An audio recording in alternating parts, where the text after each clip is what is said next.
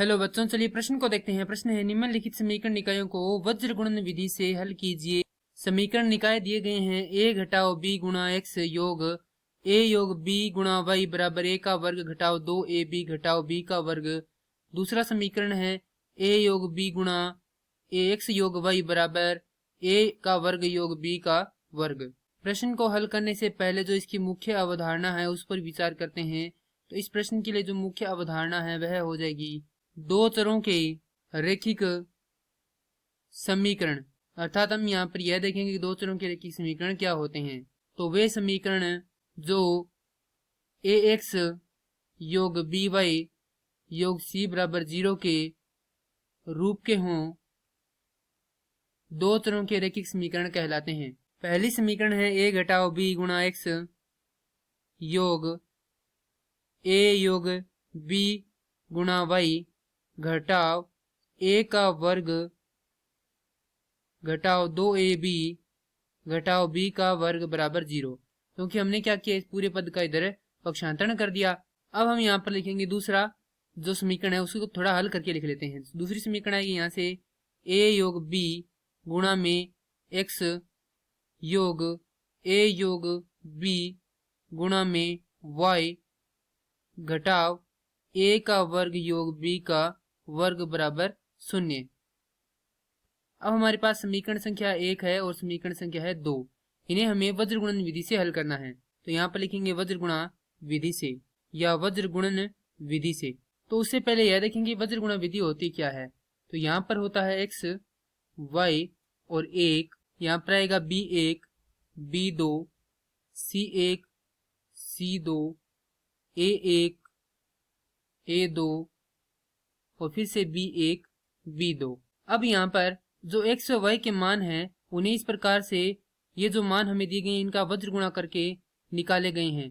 वज्र गुणा करके जो x और y के मान निकाले गए हैं इसी कारण इस विधि को क्या कहते हैं, वज्र गुणा विधि कहते हैं। यहाँ पर जो a1 b2 c1 ये क्या होते हैं, ये होते हैं जो रैखिक समीकरण का ये प्रारूप है। इसके अंदर यहाँ पर देखिए a है b है और c है, इन्हीं को माना गया है। प्रथम समीकरण के लिए होता है a1 और द्वितीय समीकरण के लिए होता है यहाँ पर a2।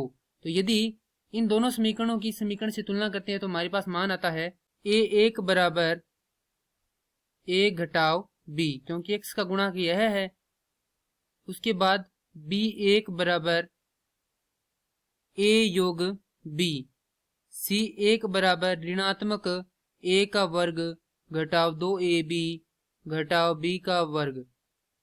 उसके बाद a2 का मान आ जाएगा यहाँ से a योग b, b2 का मान आएगा यहाँ से a योग b और c2 का मान आएगा यहाँ से ऋणात्मक a का वर्ग योग b का वर्ग।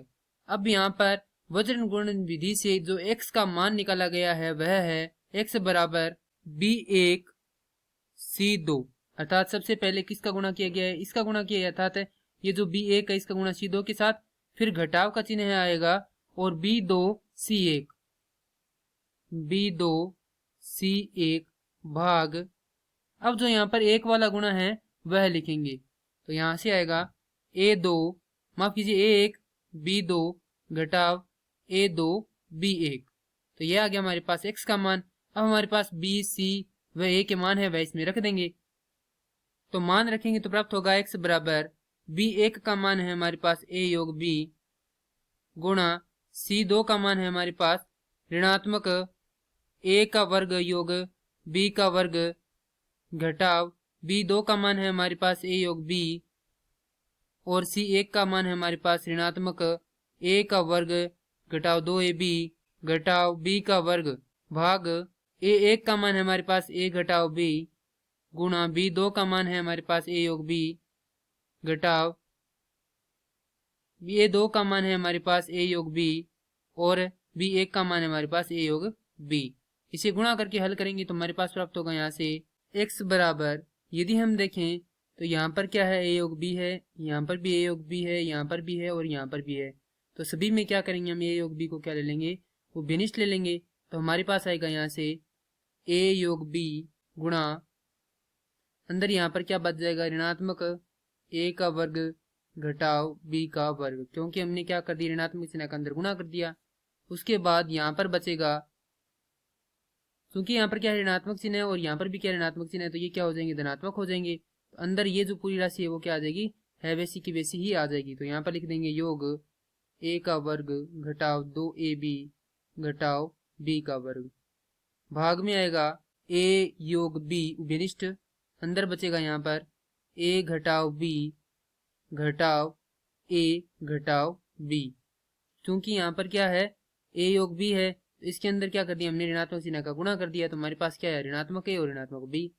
अब यहाँ से a योग b से a योग b कट जाएगा, a के वर्ग से a का वर्ग कट जाएगा और यहाँ से a से a कट जाएगा। तो यहाँ पर प्राप्त होगा x बराबर ऋणात्मक 2b का वर्ग घटाव 2ab बट्टा ऋणात्मक 2b। यहाँ से देखें सभी में 2 और b क्या है उभयनिष्ठ है, तो x बराबर क्या होगा यहाँ से यदि हम 2b उभयनिष्ठ लेंगे, किसका ऋणात्मक का ले लेते हैं 2 उभयनिष्ठ, तो ऋणात्मक 2b उभयनिष्ठ लेंगे तो अंदर बचेगा b योग, माफ कीजिए यहाँ पर b योग a और यहाँ पर ऋणात्मक 2b पहले से ही है, तो ये आपस में क्या हो जाएंगे कट जाएंगे। तो x का मान आ जाएगा a योग b। अब हमारे पास x का मान आ चुका है, अब हम निकालेंगे y का मान। जिस प्रकार से हमने x के लिए सूत्र निकाला था उसी प्रकार y के लिए सूत्र होता है y बराबर c1 a2 घटाव c2 a1 भाग a1 b2 घटाव b1 a2। अब यहाँ पर इसके a b व c के जो मान है वह हम यहाँ पर रख देंगे। तो हमारे पास सबसे पहले c1 का मान चाहिए, तो c1 का मान है हमारे पास ऋणात्मक a का वर्ग घटाव 2ab घटाव b का वर्ग। तो यह रखेंगे ऋणात्मक a का वर्ग घटाव 2ab घटाव b का वर्ग गुणा a2 का मान है हमारे पास a योग b, तो यहाँ पर रखेंगे a योग b, a योग b घटाव c2 का मान है हमारे पास ऋणात्मक a का वर्ग योग b का वर्ग, तो ऋणात्मक a का वर्ग योग b का वर्ग गुणा a1 का मान है a घटाव b, तो यहाँ से a1 का मान है हमारे पास a घटाव b भाग में a1 का मान है हमारे पास a घटाव b गुणा b2 का मान है हमारे पास a योग b और b1 का मान भी क्या है a योग b है, तो यहाँ से लिखेंगे a योग b घटाव a2 का मान हमारे पास यहाँ से देखें तो क्या आ रहा है a योग b आ रहा है और जो b1 है उसका मान भी क्या है a योग b है। अब इसको क्या करेंगे हल करेंगे तो y बराबर आएगा यहाँ से ऋणात्मक a का वर्ग गुणा में a योग b योग 2ab गुणा में a योग b योग b का वर्ग a योग b योग a का वर्ग गुणा a घटाव b योग b का वर्ग a घटाव b भाग में आएगा यहाँ से a का वर्ग घटाव b का वर्ग घटाव a का वर्ग घटाव b का वर्ग घटाव 2ab, क्योंकि यह जो गुणा है वह किस रूप में है, यह इस रूप में हो जाएगा a योग b का वर्ग, तो a योग b का वर्ग होता है a का वर्ग योग b का वर्ग योग 2ab। क्योंकि तीनों ही क्या है ऋणात्मक है तो तीनों क्या हो जाएंगे यहाँ से तीनों माफ कीजिए तीनों धनात्मक है, गुणा में इनके क्या है ऋणात्मक चिन्ह है तो तीनों किसके हो जाएंगे ऋणात्मक के हो जाएंगे। और हमने यहाँ पर इसको केवल a योग b का अंदर गुणा करके तथा ऋणात्मक चिन्ह का अंदर गुणा करके लिखा है। अब हमें प्राप्त होगा यहाँ से y बराबर यहाँ पर भी क्या है a योग a का वर्ग है और यहाँ पर भी क्या है a का वर्ग है, तो दोनों में क्या ले लेते हैं हम जो विनिष्ट है वह बाहर ले लेते हैं, तो विनिष्ट a का वर्ग गुणा अंदर बच जाएगा ऋणात्मक a ऋणात्मक b योग a घटाव b योग यहाँ पर विनिष्ट है b का वर्ग और यहाँ पर भी क्या है b का वर्ग है, तो विनिष्ट आ जाएगा b का वर्ग अंदर बचेगा a योग b योग a घटाव b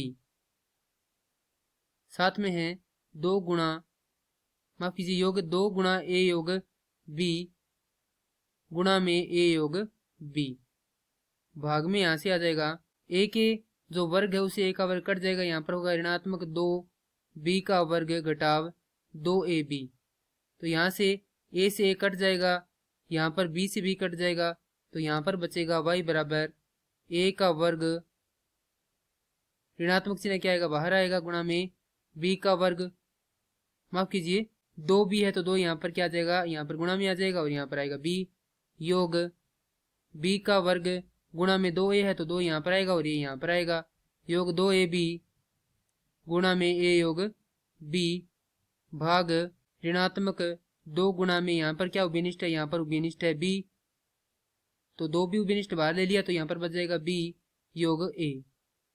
तो यहाँ से हम क्या करेंगे, यहाँ पर देखें तो a b है, यहाँ पर भी a b है और यहाँ पर भी क्या है a b है, साथ में इनके क्या है 2 है, तो यहाँ से क्या उभयनिष्ठ ले लेंगे, ऋणात्मक 2 a b उभयनिष्ठ ले लेंगे, तो ऋणात्मक 2 a b उभयनिष्ठ लेंगे तो यहाँ पर क्या बचेगा, यहाँ पर बचेगा a, यहाँ पर बचेगा ऋणात्मक b और यहाँ पर बच जाएगा ऋणात्मक a योग b, भाग में यहाँ पर है ऋणात्मक 2b बटा a योग b।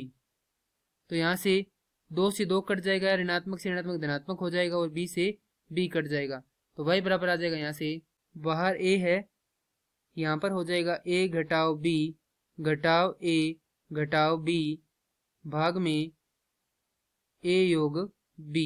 इसे आगे हल करेंगे तो प्राप्त होगा, यहाँ से a से a कट जाएगा, ये हो जाएगा ऋणात्मक 2ab भाग में a योग b। तो ये आ गया हमारे पास y का मान। तो यहाँ पर x का मान है a योग b और y का मान है ऋणात्मक 2ab बटा a योग b। मैं आशा करता हूँ कि यह प्रश्न आपको समझ में आया होगा। धन्यवाद।